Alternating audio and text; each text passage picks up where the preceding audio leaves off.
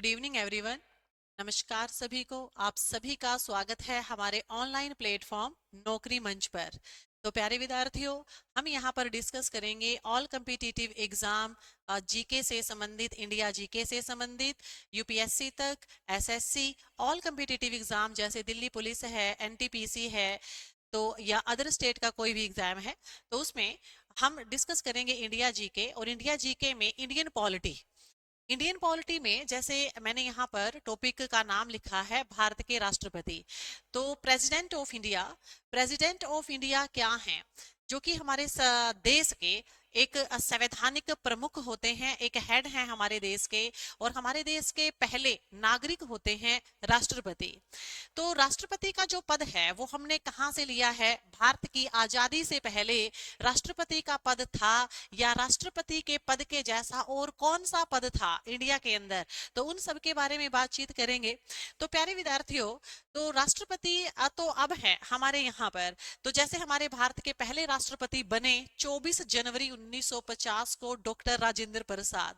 लेकिन भारत आजाद होने से पहले हमारे इंडिया के अंदर राष्ट्रपति नाम की कोई पोस्ट नहीं थी। उनकी जगह गवर्नर जनरल की पोस्ट हुआ करती थी। और आपने कभी पढ़ा भी होगा, डिस्कस किया होगा अपने टीचर से या कहीं और से, किताबों से आपने पढ़ा होगा कि भाई गवर्नर जनरल जो है हमारे देश के अंतिम गवर्नर जनरल लॉर्ड माउंटबेटन थे। और अंतिम और पहले भारतीय गवर्नर जनरल सी राजगोपालाचार्य जी थे। तो गवर्नर जनरल की जो पोस्ट है उसको भारतीय संविधान सभा ने तब्दील कर दिया था 24 जनवरी 1950 को राष्ट्रपति के नाम से। तो आज हम जानेंगे राष्ट्रपति। तो ये जो पोस्ट है जो गवर्नर जनरल की हुआ करती थी, तो राष्ट्रपति की इस पोस्ट को हमने किस देश के संविधान से लिया है एज अ सोर्सेज?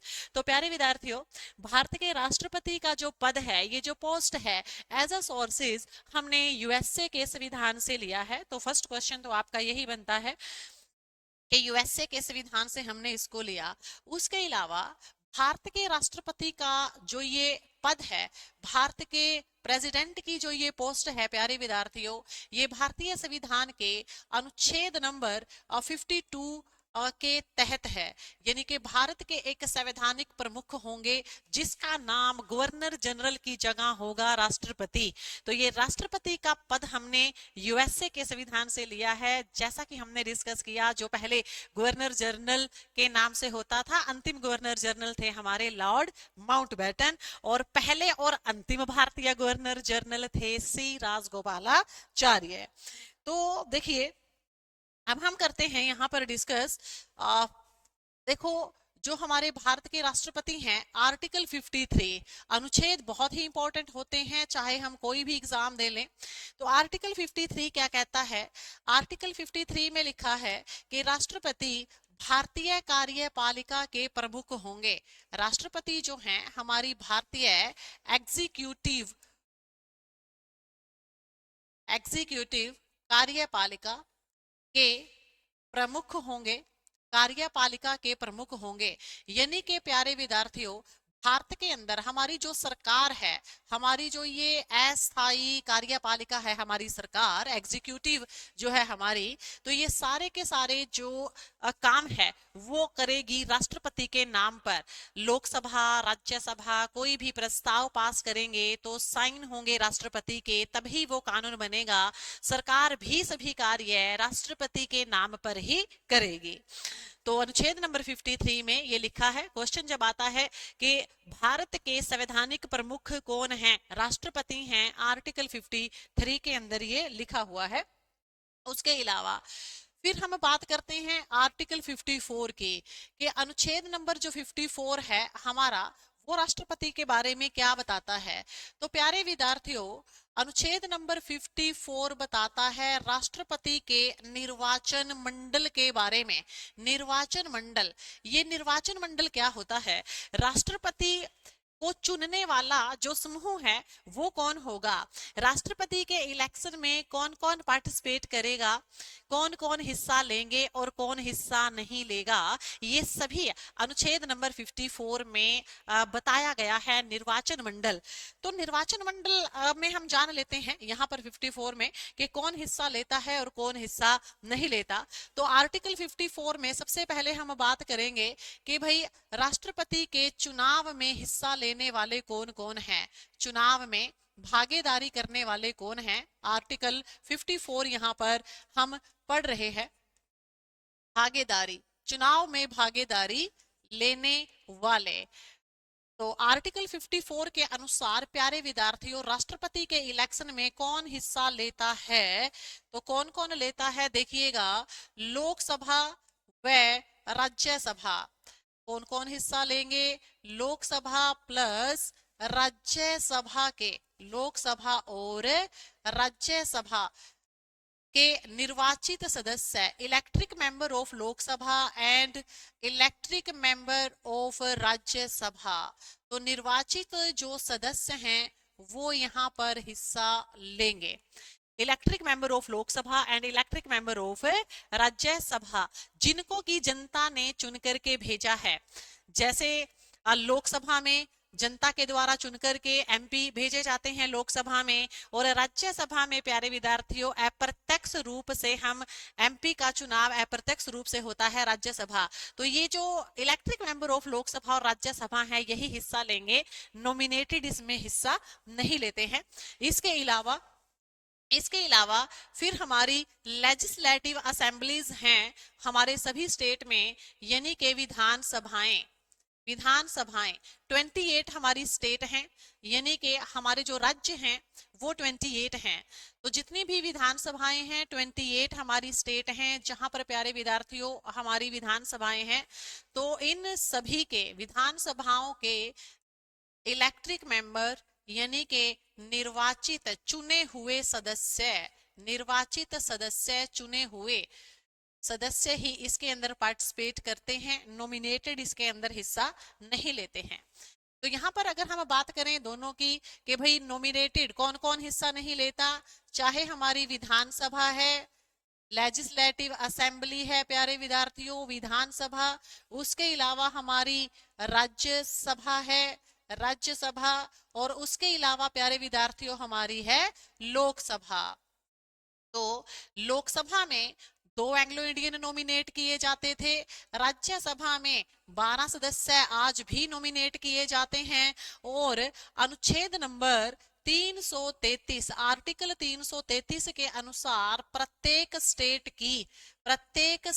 की विधानसभा में एक सदस्य को राज्यपाल भी नॉमिनेट कर सकते हैं। जैसा कि आपको पता है कि अभी वर्तमान समय में लोकसभा में 2 एंग्लो इंडियन नॉमिनेट नहीं होते, जिसको पहले अनुच्छेद नंबर 331 के तहत हमारे राष्ट्रपति नॉमिनेट करते थे। तो 2019 से प्यारे विद्यार्थियों 17वीं लोकसभा से एंग्लो इंडियन को अब लोकसभा के अंदर नॉमिनेट नहीं किया जाता। तो अभी जितने भी नॉमिनेटेड हैं वो राष्ट्रपति के इलेक्शन में हिस्सा नहीं लेते, संसद के निर्वाचित सदस्य और हमारी विधानसभाओं के निर्वाचित सदस्य ही इसमें हिस्सा लेते हैं। और कौन इसमें हिस्सा लेता है और कौन हिस्सा नहीं लेता, तो इसके बारे में बात करेंगे। देखिए हमारे देश में जो यूटी है, यूटी में अब लेजिस्लेटिव असेंबली है, कहां कहां पर है प्यारे विद्यार्थियों, दिल्ली में है, दिल्ली के अलावा है पांडेचेरी, दिल्ली के अलावा पांडेचेरी। तो इन विधानसभाओं के जो इलेक्ट्रिक मेंबर हैं यानी कि जो हमारे निर्वाचित हैं, इलेक्ट्रिक मेंबर हैं, निर्वाचित सदस्य, वो इसके इलेक्शन में हिस्सा लेते हैं, यानी कि दिल्ली यूटी विधानसभा के सदस्य और पांडेचेरी यूटी विधानसभा के सदस्य राष्ट्रपति के इलेक्शन के अंदर हिस्सा लेते हैं। इसके अलावा तो फिर और हिस्सा लेता कौन नहीं है, तो अनुच्छेद नंबर 54 का जो निर्वाचन मंडल है वो कहता है कि भारत के 6 राज्यों में अभी विधान परिषद है। इंपॉर्टेंट ऑल कॉम्पिटिटिव एग्जाम, विधान परिषदें इस समय भारत के 6 राज्यों में है, 6 राज्यों में, तो विधान परिषदों के जो भी इलेक्ट्रिक मेंबर है, निर्वाचित सदस्य जो हैं, विधान परिषदों के निर्वाचित सदस्य जिनको एमएलसी कहा जाता है, वो इसके अंदर हिस्सा नहीं लेते हैं, पार्टिसिपेट नहीं करते हैं। तो अभी अभी मैंने कहा कि कितने राज्यों में है ये, 6 राज्यों में अभी विधान परिषदें हैं। तो बात करते हैं किन राज्यों में है विधान परिषदें। जैसे बिहार के अंदर है विधान परिषद, और इसके अलावा प्यारे विद्यार्थियों कर्नाटक में भी विधान परिषद है। इसके अलावा आपके तेलंगाना में है विधान परिषद। तो विधान सभा के हिस्सा लेंगे, केवल विधान परिषदों के हिस्सा नहीं लेंगे। इसके बाद महाराष्ट्र के अंदर विधान परिषद है। विधान परिषद दूसरा सदन होता है किसी भी स्टेट के अंदर। बिहार, कर्नाटक, तेलंगाना, महाराष्ट्र है। उसके बाद है आंध्र प्रदेश, आंध्र प्रदेश और उत्तर प्रदेश, आंध्र प्रदेश, और उसके अलावा आएगा भाई यूपी, उत्तर प्रदेश। तो जैसा कि आपको पता है कि किसी भी राज्य के अंदर 2 सदन हो सकते हैं, विधानसभा भी हो सकती है और विधान परिषद भी हो सकती है, लेकिन फिलहाल भारत के 6 राज्यों में विधान परिषद है। और विधान परिषदों के जो सदस्य होते हैं प्यारे विद्यार्थियों, वो कभी भी राष्ट्रपति के इलेक्शन के अंदर हिस्सा नहीं लेते। ये सारे का सारा जो प्रोसेस है ये भारतीय संविधान के अनुच्छेद नंबर 54 में लिखित है। तो आगे हम बात करेंगे। तो अभी यहां से एक क्वेश्चन भी बनता है कि अगर हम यहाँ इसकी बात करें कि ये जो विधान परिषद है, जैसे हम कह रहे हैं कि प्रत्येक स्टेट के अंदर 2 सदन हो सकते हैं, एक विधानसभा और दूसरा विधान परिषद। तो ये 6 ही राज्यों में क्यों है? किसी भी स्टेट के अंदर दूसरा सदन विधान परिषद हो सकता है। इसकी स्थापना कौन करती है? जिस राज्य को भी अपने राज्य में दूसरा सदन चाहिए, उस राज्य के विधानसभा के 2/3 बहुमत से विधानसभा के सदस्य प्रस्ताव पास कर दें। कितने बहुमत से? 2/3 से, और फिर भेज दे संसद के पास, और संसद 50% मेजोरिटी के साथ प्यारे विद्यार्थियों उसको पास करके किसी भी स्टेट में दूसरा सदन स्थापित कर सकती है। तो किसी भी स्टेट में दूसरा सदन विधान परिषद स्थापित करने का अधिकार उसी राज्य की विधान सभा की सिफारिश पर संसद को होता है, समाप्त करने का भी और बनाने का भी। तो आगे बात करते हैं आर्टिकल 55, अनुच्छेद नंबर 55 में क्या है। तो प्यारे विद्यार्थियों अनुच्छेद नंबर 55 जो है हमारा अनुच्छेद नंबर 55, तो 55 में क्या लिखा हुआ है? तो 55 कहता है हमें कि भाई जो राष्ट्रपति हैं, राष्ट्रपति की का इलेक्शन प्रोसेस, चुनाव प्रक्रिया, इलेक्शन प्रोसेस, चुनाव प्रक्रिया। तो राष्ट्रपति का जो इलेक्शन है इंडिया में वो इनडायरेक्ट होगा प्यारे विद्यार्थियों। कैसे होगा? इनडायरेक्ट होगा, अप्रत्यक्ष रूप से होगा। तो अप्रत्यक्ष रूप से, एकल संक्रमणीय मत प्रणाली से अप्रत्यक्ष रूप से होगा राष्ट्रपति का चुनाव। ये लिखा है अनुच्छेद नंबर 55 के अंदर। और राष्ट्रपति की जो इलेक्शन प्रक्रिया है ये हमने स्रोत के रूप में एज अ सोर्सेज हमने राष्ट्रपति की इलेक्शन प्रोसेस, इलेक्शन प्रोसीजर किस देश के संविधान से लिया है? आयरलैंड के संविधान से लिया है। हमने राष्ट्रपति की पोस्ट कहां से ली है प्यारे विद्यार्थियों? यूएसए से ली है। और हमने इनको चुनने की जो विधि है ये अप्रत्यक्ष या फिर विधि है एकल संक्रमणीय या फिर अनुपातिक प्रतिनिधित्व, एकल संक्रमणीय मत प्रणाली। ये कौन से देश में यूज की जाती है? आयरलैंड में। तो स्रोत के रूप में हमने ये ली है प्यारे विद्यार्थियों, आयरलैंड से ली है। इसके अलावा आगे हम बात करते हैं भारतीय संविधान में आर्टिकल 56, आर्टिकल 56। तो आर्टिकल 56 के अंदर क्या है? राष्ट्रपति पद की योग्यताएं हैं भाई। जो हमारे राष्ट्रपति जी हैं, राष्ट्रपति का जो पद है उसके लिए क्या क्या एबिलिटीज होनी चाहिए, क्या क्या योग्यताएं होनी चाहिए, तो उसके बारे में हम यहाँ पर डिस्कस करेंगे। तो क्या योग्यताएं होनी चाहिए? तो देखिएगा कि क्या क्या योग्यताएं होनी चाहिए। तो देखें कि योग्यताएं क्या क्या हैं आर्टिकल 56 के अनुसार। तो पहले नंबर पर कहा गया है कि भाई जो भारत के यहाँ पर राष्ट्रपति, अगर राष्ट्रपति का फॉर्म किसी को अप्लाई करना है तो वह भारत का नागरिक होना चाहिए। भारत का नागरिक होना आवश्यक है। भारत का नागरिक होना चाहिए, तभी वो एलिजिबल है। लेकिन जन्म से भारतीय होना आवश्यक नहीं, ये इंपॉर्टेंट रहेगा।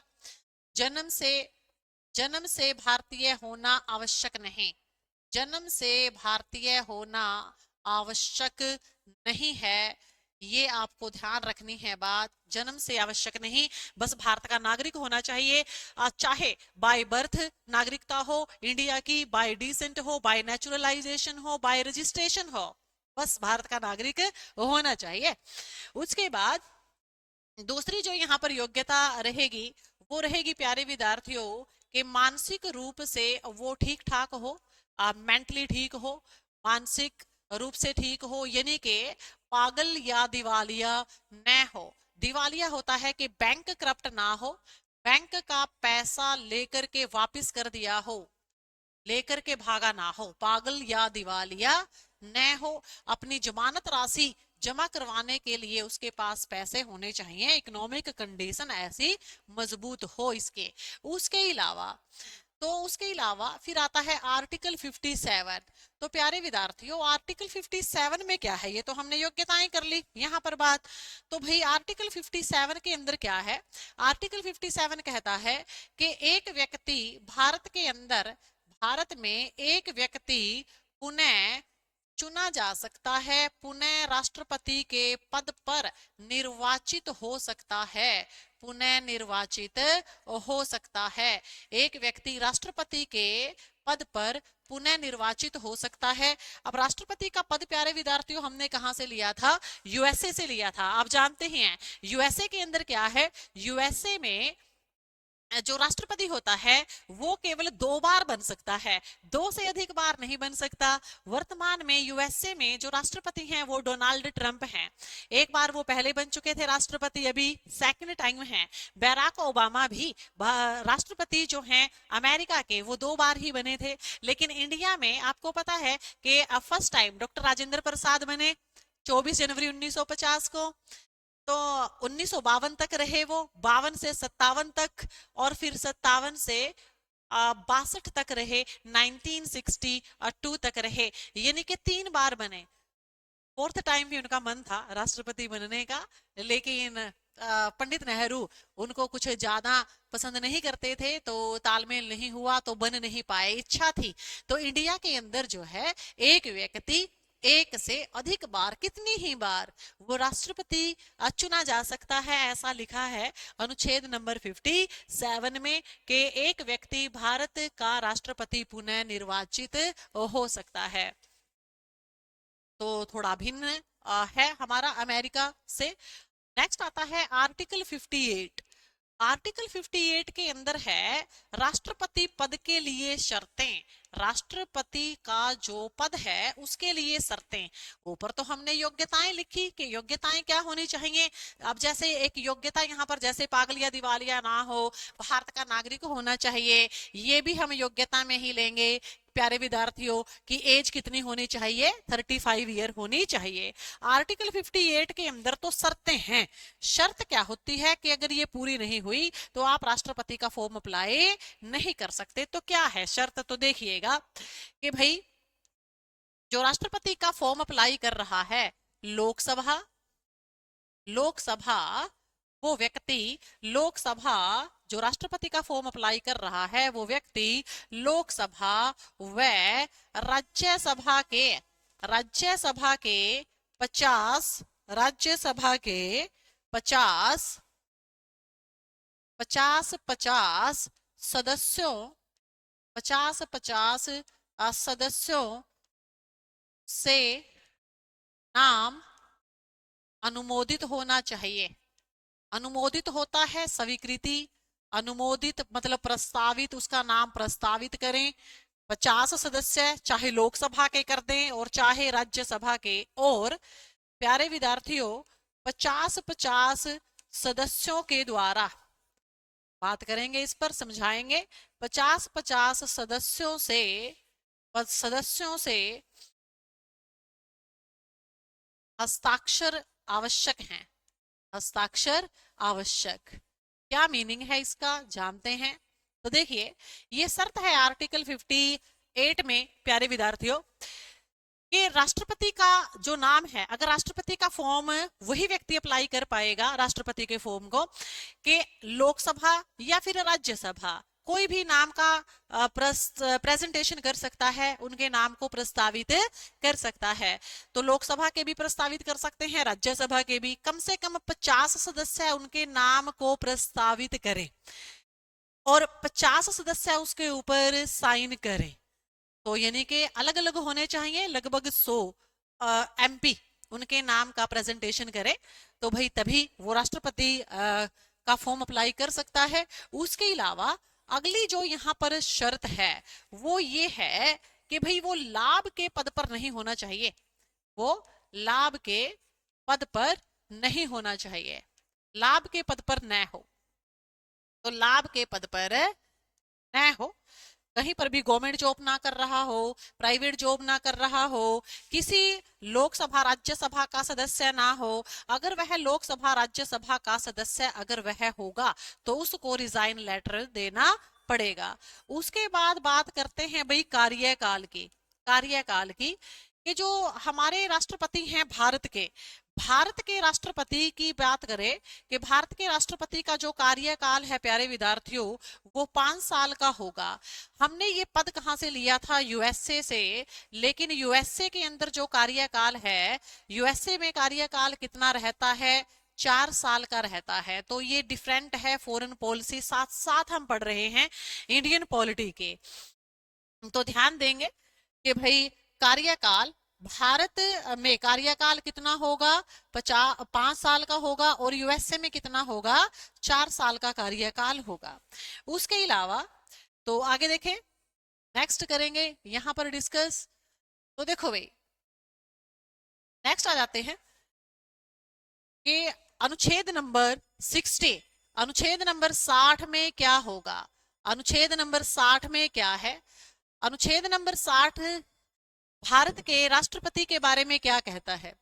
ये कहता है कि भाई जो सुप्रीम कोर्ट के मुख्य न्यायाधीश शपथ दिलवाएंगे, सुप्रीम कोर्ट के मुख्य न्यायाधीश द्वारा शपथ, मुख्य न्यायाधीश द्वारा शपथ होगी, मुख्य न्यायाधीश के द्वारा शपथ होगी। तो अनुच्छेद नंबर 60 कहता है कि जो सुप्रीम कोर्ट के मुख्य न्यायाधीश होंगे तो उन्हीं के ही द्वारा राष्ट्रपति को शपथ दिलाई जाएगी, ओथ दिलाई जाएगी। तो राष्ट्रपति की बहुत सारी पावर हैं राष्ट्रपति के पास, जिनका यूज राष्ट्रपति करते हैं। तो भाई आर्टिकल 61 भी है एक, राष्ट्रपति अगर दुर्व्यवहार करेंगे किसी के साथ या पावर का मिसयूज करेंगे तो प्यारे विद्यार्थियों इम्पीचमेंट से उनको हटाया जा सकता है। इम्पीचमेंट जिसको कहा जाता है महाभियोग, हम इसको क्या कह देंगे? महाभियोग। तो आर्टिकल 61 के अंदर क्या है? महाभियोग का प्रोसेस है, इम्पीचमेंट का प्रोसेस है, महाभियोग की प्रक्रिया का वर्णन। तो महाभियोग की प्रक्रिया का जो वर्णन है वो है हमारा, और ये हमने कहां से लिया है? यूएसए से लिया है। तो जब कभी हमसे क्वेश्चन किया जाए कि भाई राष्ट्रपति को पद से हटाने की जो विधि है वो हमने कहां से ली है? यूएसए से ली। इम्पीचमेंट प्रोसेस हमने कहां से लिया है? यूएसए से लिया है। क्या है प्रोसेस ऑफ इम्पीचमेंट? क्या होता है, कैसे कैसे राष्ट्रपति के खिलाफ महाभियोग लाया जाता है, तो जानेंगे अभी। और कौन इसको ला सकता है, कौन पेश कर सकता है। तो हमने अभी बात की थी कि लोकसभा और राज्यसभा के सदस्य वोटिंग करते हैं। तो ऐसे ही जो हमारे राष्ट्रपति हैं, संसद के जो सदस्य होते हैं, आर्टिकल 61 क्या कहता है कि संसद के सभी सदस्य, अब ध्यान देंगे, संसद के सभी सदस्य, तो जितने भी मेंबर ऑफ पार्लियामेंट है, member of parliament, all member of parliament, संसद के सभी सदस्य हिस्सेदारी करते हैं, भागीदारी करते हैं। संसद के सभी सदस्य इसमें भागीदारी करते हैं, इसके अंदर वोट कर सकते हैं। इम्पीचमेंट में अभी बहुत ही इंपॉर्टेंट यहाँ पर बात है कि देखिए, यहां पर मैंने बात की है कि संसद के सभी सदस्य हैं। सभी का मतलब क्या हो गया? नॉमिनेटेड ऑल्सो, यानी कि जितने भी मनोनीत सदस्य हैं वो भी राष्ट्रपति के महाभियोग में वोट डाल सकते हैं। लेकिन जब राष्ट्रपति का इलेक्शन हो रहा था तो उस समय तो मनोनीत सदस्य पार्टिसिपेट नहीं कर रहे थे, उनको भागीदारी का वहां पर अधिकार नहीं था। लेकिन जब इम्पीचमेंट के प्रोसेस में वोटिंग हो रही है तो वहां पर मनोनीत सदस्य जो हैं लोकसभा के और राज्यसभा के, वो यहाँ पर हिस्सेदारी कर सकते हैं, पार्टिसिपेट कर सकते हैं। इसी वजह से हमारी इस संविधान की प्रक्रिया को अर्ध न्यायिक, अर्ध संवैधानिक न्यायिक प्रक्रिया कहा जाता है। वजह क्या है? वजह यही है कि नॉमिनेटेड को वोट डालने का अधिकार नहीं है राष्ट्रपति को, लेकिन राष्ट्रपति के इम्पीचमेंट में पार्टिसिपेट करने का अधिकार है। इसलिए मैंने यहां पर लिखा है कि संसद के सभी सदस्य। इसके अलावा जितनी भी हमारी स्टेट है, स्टेट लेजिस्लेटिव असेंबलीज थी जितनी भी हमारी, उन सभी एमएलओ को, जितने भी एमएलए थे सभी को, राज्य विधानसभाओं के सभी सदस्यों को राष्ट्रपति के इलेक्शन के अंदर वोट डालने का अधिकार था। लेकिन महाभियोग की प्रक्रिया के अंदर उनको वोट डालने का अधिकार नहीं है। यही है हमारा प्रोसेस। पेश लोकसभा के सदस्य भी कर सकते हैं इम्पीचमेंट के प्रोसेस को स्टार्ट, यानी कि प्रेजेंटेशन लोकसभा के भी कर सकते हैं और राज्यसभा राज्यसभा के सदस्य भी कर सकते हैं। दोनों ही सदनों से 2/3 बहुमत से, दोनों ही सदनों से 2/3 बहुमत से पास होना आवश्यक है। भाई, पास होना जरूरी है, तो पास होना जरूरी दोनों ही सदनों से। अगर पास हो गया तो राष्ट्रपति को अपना पद छोड़ना ही पड़ेगा। और यहाँ पर हम नोट कर देते हैं कि जितने भी हमारे इलेक्शन में हिस्सा ले रहे थे विधानसभा के सदस्य, तो विधानसभा के, राज्य विधानसभाओं के जितने भी सदस्य थे वो इसमें पार्टिसिपेट नहीं करते हैं, वो इसमें भागीदारी नहीं करते हैं, वो इसमें भागीदारी नहीं करते हैं, तो इसमें भागीदारी नहीं करते हैं। तो नेक्स्ट बात करेंगे हम राष्ट्रपति की शक्तियां। राष्ट्रपति की शक्तियां, तो जो भी हमारे राष्ट्रपति जी हैं, प्रेसिडेंट ऑफ इंडिया हैं, तो उनकी जो पावर है, पावर कौन कौन सी हैं? तो काफी सारी पावर है। आर्मी पावर इनके पास रहती हैं। तीनों सेनाओं के अध्यक्ष होते हैं प्यारे विद्यार्थियों, यानी कि सैनिक शक्तियां होती हैं। एडमिनिस्ट्रेटिव पावर भी इनके पास होती हैं। एडमिनिस्ट्रेटिव पावर यानी कि सैनिक शक्तियां। उसके बाद पार्डन पावर होती हैं, जिसे हम प्यारे विद्यार्थियों कहते हैं क्षमादान शक्तियां। तो ये शक्तियां राष्ट्रपति की मुख्य शक्तियों में से होती हैं। इसके अलावा राष्ट्रपति की अन्य शक्तियां होती हैं विशेष शक्तियां राष्ट्रपति के पास होती हैं। विशेष शक्तियां, special power of Indian president. तो special power of Indian president कौन कौन सी होती हैं? ये होती हैं प्यारे विद्यार्थियों, जैसे कि वीटो पावर, राष्ट्रपति के पास वीटो पावर जो होती हैं 3 टाइप की राष्ट्रपति के पास वीटो पावर होती हैं, 3 प्रकार की वीटो पावर है। और जो हमारे राष्ट्रपति हैं, कानून बनाने की भी शक्ति राष्ट्रपति के पास होती है। अध्यादेश, जो कि आर्टिकल 123 के अंदर होता है अध्यादेश। तो ये जो शक्तियां हैं इंपॉर्टेंट, ये हमारे राष्ट्रपति के पास रहती हैं। और इसके अलावा इमरजेंसी जो पावर है वो भी राष्ट्रपति, जितने भी हमारी आपातकालीन शक्तियां हैं, इमरजेंसी पावर जो हैं राष्ट्रपति की, वो रहती हैं।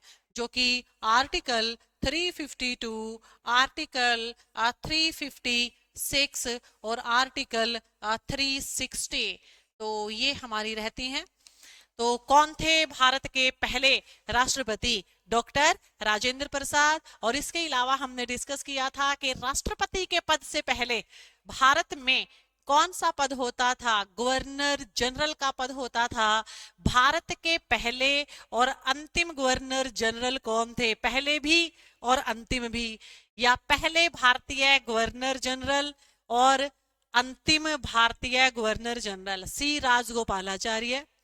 और भारत के अंतिम अंग्रेज गवर्नर जनरल वो थे लॉर्ड माउंटबेटन। पहली बार राष्ट्रपति का पद कब अस्तित्व में आया? 24 जनवरी 1950। तो इसी के साथ ही आज के लिए नमस्कार। और कल हम बात करेंगे, नेक्स्ट लेक्चर में बात करेंगे, डिटेल से जानेंगे कि जो राष्ट्रपति की शक्तियां हैं, क्षमादान शक्तियां कौन कौन सी हैं, कैसे राष्ट्रपति इनका यूज करते हैं, वीटो पावर क्या होती हैं, राष्ट्रपति की कौन सी वीटो पावर हैं, किस देश के संविधान से ली है वीटो पावर, और इसके अलावा इमरजेंसी पावर राष्ट्रपति कैसे इस्तेमाल करते हैं, कितने समय के लिए लगाई जाती हैं, कहां से हमने स्रोत के रूप में ली। तो प्यारे विद्यार्थियों, बड़ा डिटेल से जानेंगे हर एक कॉम्पिटिटिव पहलू को। तो मिलते हैं नेक्स्ट लेक्चर में।